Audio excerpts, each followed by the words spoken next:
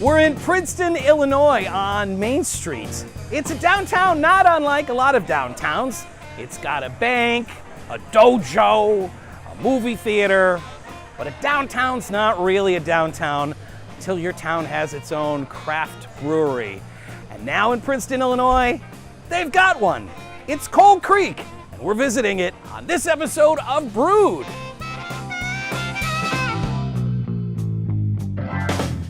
Princeton is the county seat of Bureau County, and we are in the best seats in Bureau County here at Coal Creek Brewing in Princeton.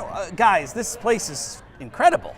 Thank you very much. And it hasn't been open all that long. Like, you just started, what, Memorial Day weekend? That's correct. Coal Creek. Is that a name of a local creek? Where does the name come from? Yeah, so the name came, my dad, he farmed south of Buda, and so we ended up here with a bunch of fortunate situations, really. But the name came from the creek that starts on my dad's farm. You mentioned like the series of fortunate events that had to take place for us to find ourselves here in Princeton. Most of these stories begin with a couple guys having some beers, talking about it. More often than not, it doesn't ever go any farther than that, but you maniacs made it happen. Yeah, and that's exactly how it started.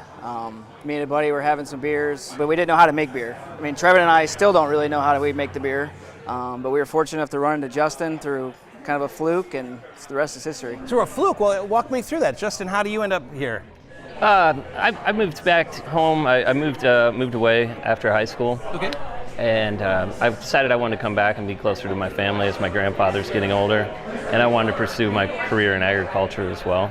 It's worth pointing out that all three of you guys, this is not your full-time job. You have full-time jobs apart from Coal Creek. That's correct. What I know about agriculture is not a lot, but farmers don't seem to me to be folks this time of year that have a lot of time on their hands. That's correct. So how are you making this work? I have an apprentice, assistant brewer, that's been really helpful. His name's Andrew Jacobs, and he's been a real blessing for me to get things ready as I've been training him.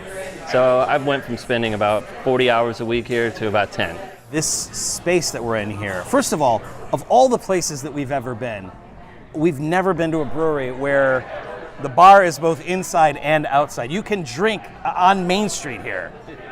People in Princeton are pretty cool with that because that's frowned upon most places we've been, drinking right outside the brewery. The city has been absolutely phenomenal to deal with. I remember the first zoning meeting we had went to, and the response we got from them was just awesome. Really? We felt very welcomed.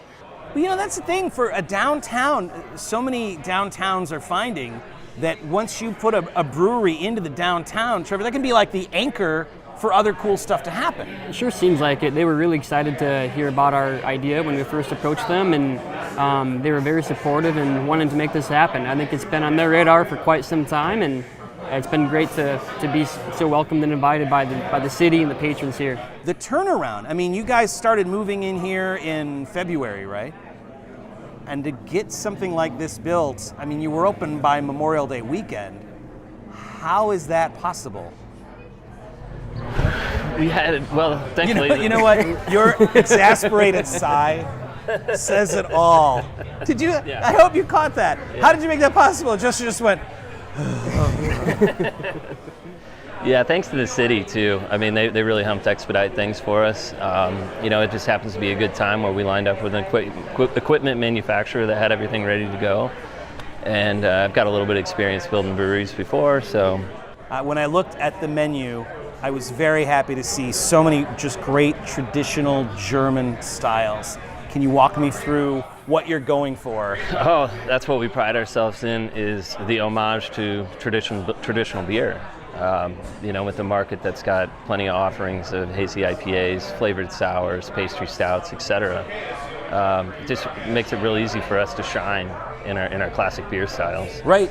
Beer that just tastes like beer. Yeah, beer-flavored beer. This is a Vienna lager, which is like Correct. One of my all-time favorite styles. Likewise. What were you going for with this?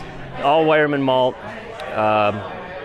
We hung up the bag on the wall. We were pretty proud of it. Because the malt is really everything with this style, isn't it? Yeah, it's 100% Vienna malt. Do you try to get any ingredients from Bureau County or not that far of a footprint away? Yeah, every once in a while we go up to the farmers market right here in the park on Saturday. We'll pick some stuff out from some local farmers and maybe do like a little bit of flavor to, we do a kettle sour.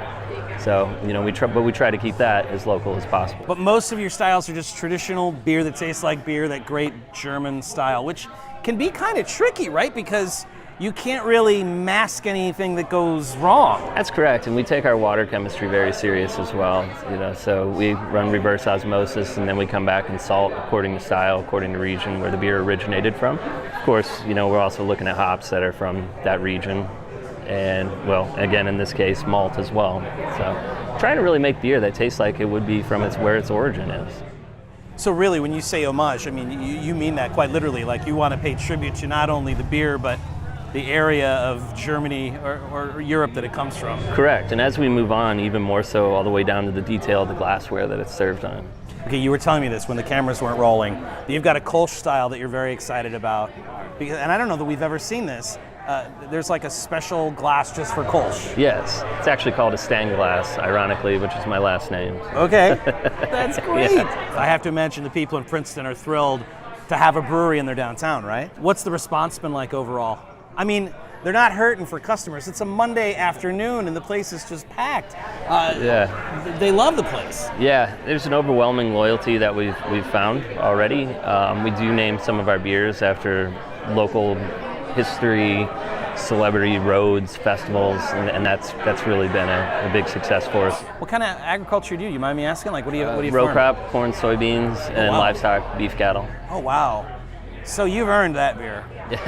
Actually, it's the first time in my career I've ever taken spent grain home with me to feed to my own cattle. Oh, how is that going? It's pretty cool, you know. As my entire career of brewing, I've never once been on that end of it. To see that, you know, I would just always put it on a truck and it goes to a farm. Like, how and now it happy goes are to they? my farm. How happy are they? Oh yeah, they're pumped. Yeah, They get a kick out of it. Yeah, they get pretty rowdy. That's rowdy. Yeah. That's fantastic. Yeah. Well, it's Cold Creek Brewing, and it's here in downtown Princeton. You can't miss it. I mean, we're right on Main Street here. You can't miss it. Wonderful job, guys. Keep up the good work. Cheers. So we've got the mezzanine. You've got a patio space that looks to be by a pond. You've got a kids park. You've got duck pin bowling.